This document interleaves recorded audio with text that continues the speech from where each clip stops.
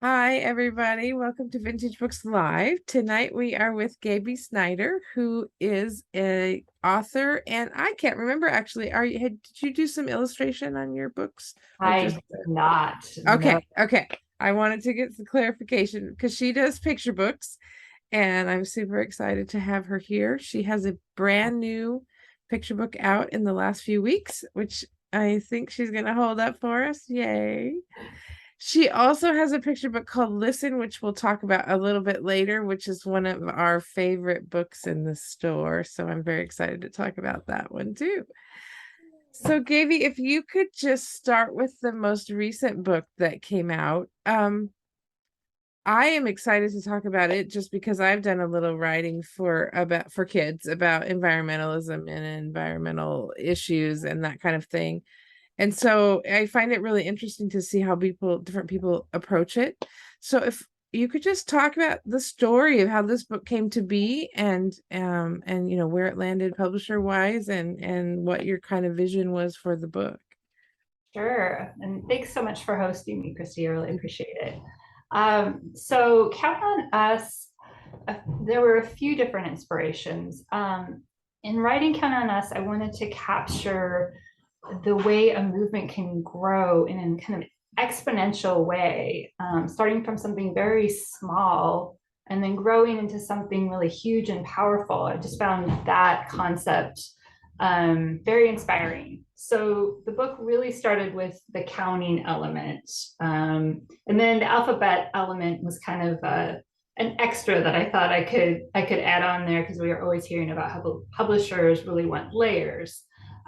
So that was kind of an addition. And then the main inspiration, besides the numbers for in writing this book, came from conversations with my daughter.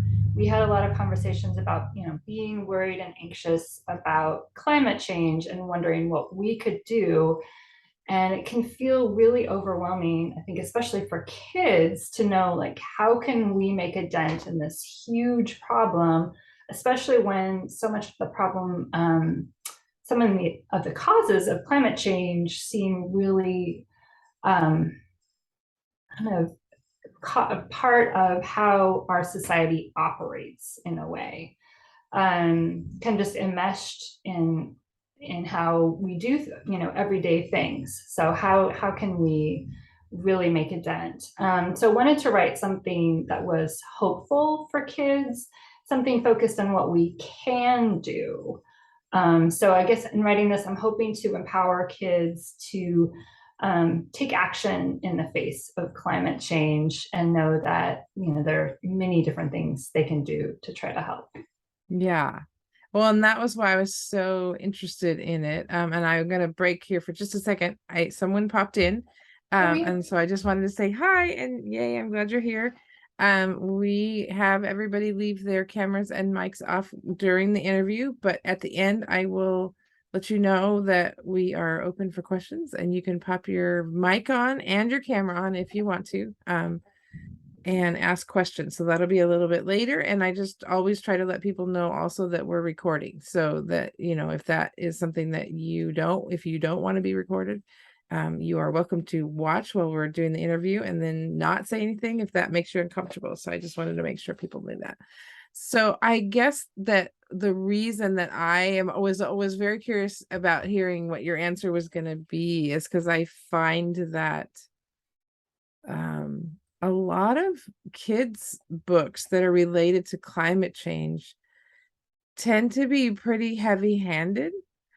And I find that kind of upsetting, especially as a writer, because I kind of think, most of climate change is something that we're doing collectively as a society. Like big corporations and big issues like how we heat our homes or the fact that we all drive our cars or that the fossil fuel industry and that kind of thing, and they're all things that are kind of beyond the scope of an individual person, and yet we tend to talk to kids like you've got to go fix this yourself. And my kids are 20 now, but even as they were growing up, it was kind of like why are you expecting us to fix this all? This is really stressful. Like, we're gonna have to deal with all this all, and yet, I became really acutely aware of, like, sort of putting the onus on kids to fix it all was really stressing them out. And that was one thing that I really appreciated about how you handled it, was that it was very hopeful, and it was also very um it used a really creative language and stuff to talk about the fact that it isn't really just one person. I mean, everybody needs to do something, but that it is everybody collectively doing something that makes a difference. And not it just came away with a really different feeling than some of the other books I read. And I'm wondering, like, when you were in the process of writing it, like, how did you sort of wrestle with that so that you got the feeling that you wanted to get across without being so sort of onerous on the one kid that's happened to read the book at the one at that time? That's a good question. I would say part of that happened in collaboration with Barefoot Books, and with um, working with my editor, Emma Parkin, who's actually in the UK. Um, she helped structure the back matter, which I think the back matter does a really nice Yeah, job of yeah, explaining what activism is, and then also talking about how, yes, only one person can only do so much. And part of why it's important to get involved in activism is to let our leaders know, let governments know, and the leaders of big businesses, the people who can actually make huge changes in terms of rules and laws that are planet protecting. Part of our job really is to write letters and just use our voices to let them know yeah, this is yeah, really an important issue to us. And so, yeah, I think that's a big part of it. Um, and then I think also just knowing that when we join forces, we're going to be so much more powerful. So I think parents and educators can model that for kids as well. yeah, yeah. No, and that was really, really lovely. How did you pick which I mean, you said that was a collaboration with your editor, so I'm guessing that the answer will be partly that you worked with her, but I don't know if you can show the page that has the grid of the 9 things. Because I Oh, thought so that was, the 9 yeah, inspiring ideas, these all come from different pages within the in book. the book. Yeah, And this gives yeah, more information about each one. And yeah, I really appreciate I had started with some back matter, but they really filled it out and added quite a lot, and just made it, I think, a little more fun for yeah, kids. yeah, They also came up with this easy day by day guide to sort of small things you can do that, again, yeah, maybe aren't going to move the needle in a yeah, huge way, yeah. but are still helpful, I think. Right. Well, and I love the way they did because I remember loving this as a kid, and I think my kids loved it too, where they, like, did you spot these things? And so there's images from the book that are associated with each thing, each activity that that they're talking about.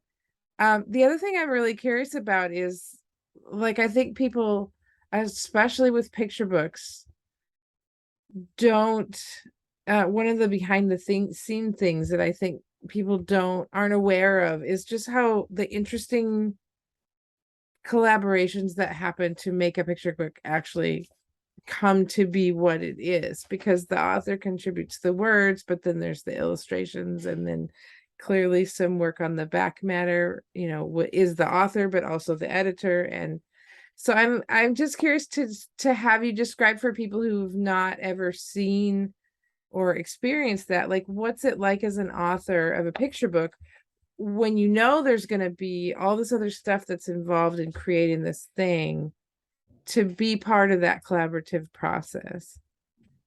For me, it's such a fun surprise to see the illustrations, and which with each of my books, it's been really different. I'm just going to show you really quick. Yeah, please. Two Dogs on a Trike, the picture book came out in 2020, kind of in the height of Yeah. the pandemic. But this board book version is actually coming out next month. Yes. And it's Yeah. very similar, to the picture book. It really looks the same. The illustrator for this is Robin Rosenthal. And with this one, I had some art notes. So, if you read this one, we're counting up to 10 as the sneaky cat chases. And then when we get, let's see, to the middle, we get to that's not a dog. And they notice the cat is chasing them. I had an art note for that, but I didn't have an art note saying where they were. So the fact that they're in this spaceship was all Robin. So it's kind of fun That's to very see. fun. Yeah, Yeah. fun to see what the Yeah. illustrator will do. And then with Listen, the illustrator is Stephanie Gregan, and she will actually be illustrating another book called Today, coming out in 2024. Also, this is Simon and Schuster. And with this one, I think I'm trying to remember when I didn't really see a lot of initial sketches. It was pretty much almost final when I saw it. So I was pretty blown away by the illustrations. And I just think they're perfect in terms of this sort of calming blue, yellow palette. Yeah. Yeah. So, And yeah. that's the thing that I think is so magical about picture books is that the really good ones, there is the sort of this seamless, it's like you're not creating just a story, you're almost creating this experience when you read a picture book. And so it's almost like it's sort of coming around you.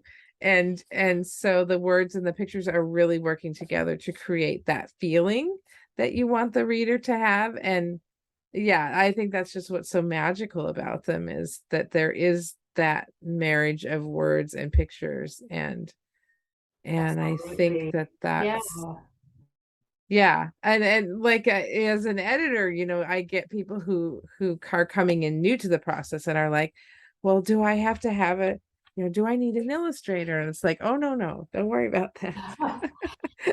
Yes, I've often Because asked that, like, how do that you find is an the, illustrator? yeah, Yeah, that is the, publisher's job, to bring that person along and sort of marry those two in a way that just creates this thing that is more than the sum of its parts. And yeah, that's, that's exactly how I I would think that describe that's it. Like, yeah, so we're cool. definitely Yeah. together is. I wanted to say that the illustrator for Count on Us is Sarah Walsh. And I really like how vibrant Yes. her illustrations Yes. are here. And Yeah. she had a pretty tight timeline. I'm kind of amazed by um, how quickly and beautifully she did this. And I love her Oh, look at that. pictures. Yeah. They're really fun. That's very fun. Can you show a couple of the pages so they can see? Like, that was one thing that I really enjoyed about it too, is that it has such a concept book structure. You talked about this a little bit at the beginning. You have the counting that goes with the title, but then there's some alphabet stuff going on in there too. Yeah, we start from the beginning and read a few pages. It starts with one action, one small person taking one small step toward big changes. It grows to two bold banners, three caring about nature. And then I'm going to skip ahead. It counts up to 10, and then we start counting by tens. 10 Yeah. joining generations, 20 kids for conservation. And then you jump into like base 10, and essentially where it's, Yes, yeah, once we get up yeah, to 100 speaking up for science, then we go to about, then We go to 1,000, 10,000, 100,000, 1,000,000, 10,000,000, 100,000,000 youth, including you. Yeah. And we make it to 1 billion, zooming towards a better future. Yeah. And the thing that I think is really magical about it is then it goes back to that one. Like then that's something that's very much a word-based thing, right? That yes, the images are important and they create this mood, but that's all you sort of like bringing it back at the end to that one person. And I love that she takes that concept and brings it back. I think she brings it back to that same picture of the little girl, doesn't she? It does, Yeah. yes. We're back to, yeah. Yeah. And that again, I mean, we talked about this already in the beginning, but that again, I think is what makes me just go, yes, this is the kind of book we need for kids for environmentalism, because it is not overwhelming, and it is like, the tree, like this is one little thing that I'm doing, and it's okay that it's not going to fix everything, that I'm doing this one thing. And I really loved that you Right. took that approach to it. So It's like voting, you could yes, yeah, argument. My vote yeah, doesn't count. Well, it does count when we all do it yes, collectively. exactly. Huge Because difference. if too many people say it doesn't count, then it really does. Yes, Only the wrong way. exactly. Yeah. That's terrifying. Yes. So, with Listen, what was and for those of you who haven't had a chance to see it, Listen is a very different book. It is still like a call to action, but it's a call to action that's going in a very different place. If you do you want to just like read a couple pages of that one? Yeah, absolutely. I'd love to.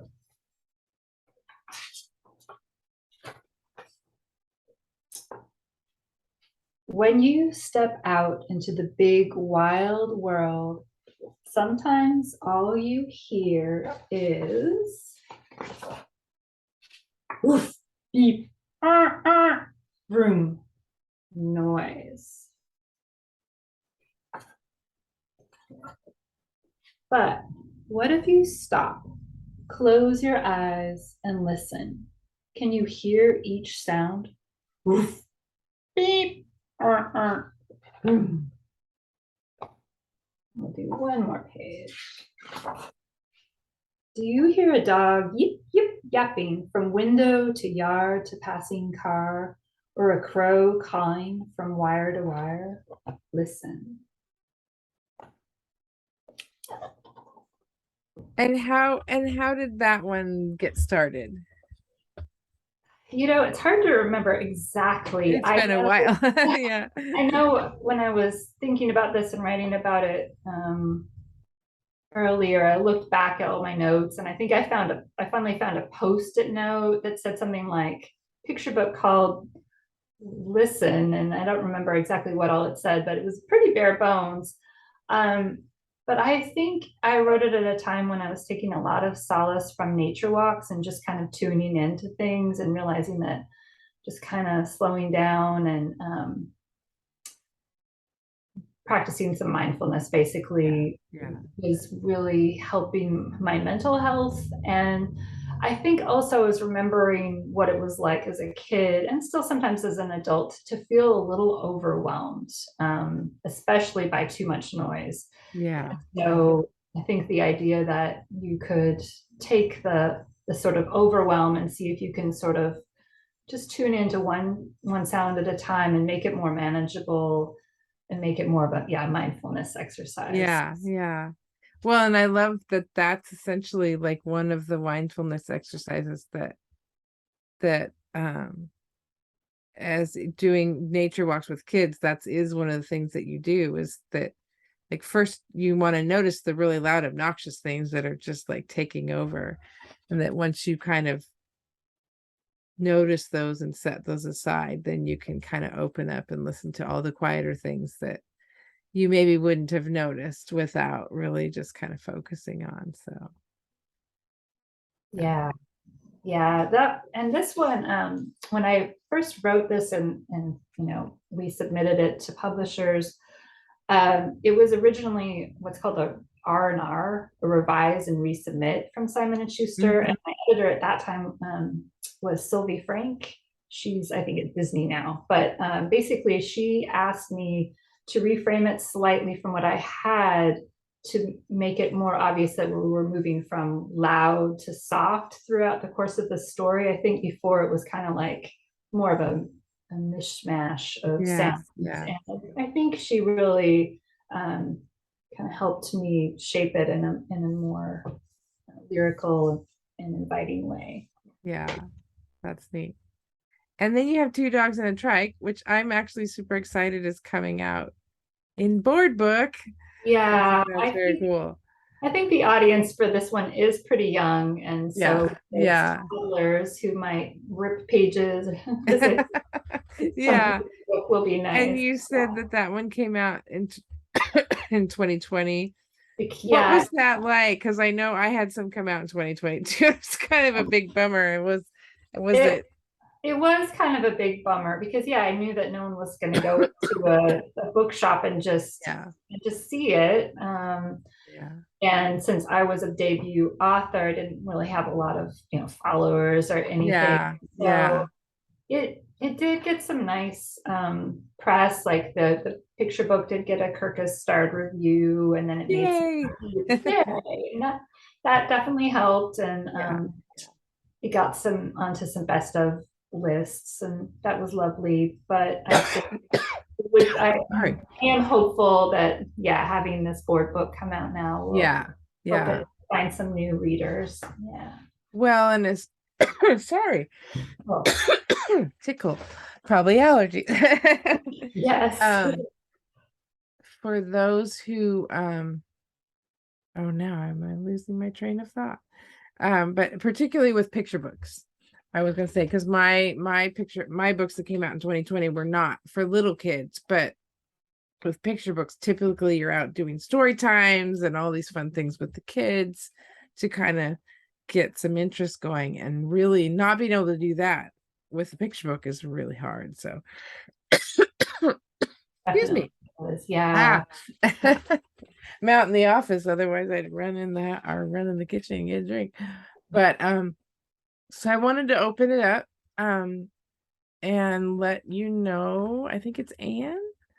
Yeah. If you would like to pop in and ask a question, please feel free. And I will give you a minute to think of one if you need some time. Um, and while we're thinking, I just was curious if you have, I know you said we said Two Dogs is coming out and board book, but do you have other stuff? You mentioned something associated with Listen a little bit earlier, Yes. So that's coming actually, out. I kind of skipped over one. Next year, next fall, 2024, there is a book called Look coming out. Oh, Wish fun. I could show you, and that's also from Simon and Schuster. The illustrator for that one is Samantha Cotterill, and if you know the book, I think it's I was called gonna say that. Grateful. She illustrated, Okay. I and don't write off, but that name does sound really familiar, so I I'll have think to look her up. yes, and she also illustrated something that came out recently, written by Jean Reedy, that's Simon and Schuster. I think it's Grand Day, about grandparents. Oh, fun. But That's she's very unique and interesting collage style. So she'll create oh, fun. like collages, basically Yeah. Yeah. 3D collages, and then photograph them for the illustrations, and it's amazing. So I'm very excited to see the That'll illustration. be neat. And then my Listen illustrator, Stephanie Gregan, I hope I'm pronouncing her name correctly, will be illustrating a book called Today that's due out in 2024. Is that one just a really high level question? Because I know you probably can't talk too much about it, but is that one like a time related at all? Like, with little kids today, tomorrow, yesterday, and that kind of thing? Yeah, I my original title for it was Now, and it was kind of about how, like, sometimes time is passing really slowly when you're like at the dentist's office or you're waiting for your That's awesome. birthday or something, and then sometimes you're having so much fun and the afternoon just zooms by. And so it is kind of about this, Oh, that'll be feeling of fun. how time can Yeah. not necessarily match what's really happening. Well, yeah, that'll be fun. I'm looking Yeah, forward to it. yeah. So, Annie, did you have any questions that you wanted to pop in on? If not, that's completely fine. Looks like she did write something in the chat. Oh, I Hi, missed it. hi from Philly. Congrats, Gaby, and all involved. Thank you. Such a needed book. Question: did you include back matter or side boxes of facts? Also, do you have supplemental activities? That's a great question, and thank you so much for joining, Annie. I did write some back matter, and but in collaboration with Barefoot Books and my editor, Emma Parkin, we ended up writing more back matter. And I think for the most part, I'm trying to remember these like text boxes in here. Yeah, I think I might have taken the first stab at most of those, but I think Barefoot also did some work on those. So it was very much a collaboration. The same with the back matter. In terms of supplemental activities, I don't really have anything beyond what's in the back matter. I do think these are kind of fun activities. Yeah, there is actually quite a lot that you could certainly springboard off of with those supplemental activities. So, Yeah, this I do also, and this is not really answering the question, but I don't know that I showed this. I do really like this "What is activism" page, and I like that, and this was mostly Barefoot, included these blurbs about some important activists, including a couple kid activists, Greta Thunberg and Charles Baldea. I'm not sure he's exactly a kid, but young. yeah. Well, and I think he got started probably as a kid. So, yeah. That's very cool. I felt like there's probably enough back material that could easily be taken by a parent or a teacher and like springboarded from, because there's enough specific suggestions that you could definitely take that with a class or with a family and do some stuff with it. So that's very cool. All right. Well, thank you so much for joining us. And thank you for popping in, Annie. I really appreciate it. And we will see you next time, because I know that we're gonna have to bother you again in a few months when the next book comes out. That's All great. Thank right. you so Thank much. I you so really much, appreciate Gaby. it. Have a good night. You too. Bye, Christy. Bye.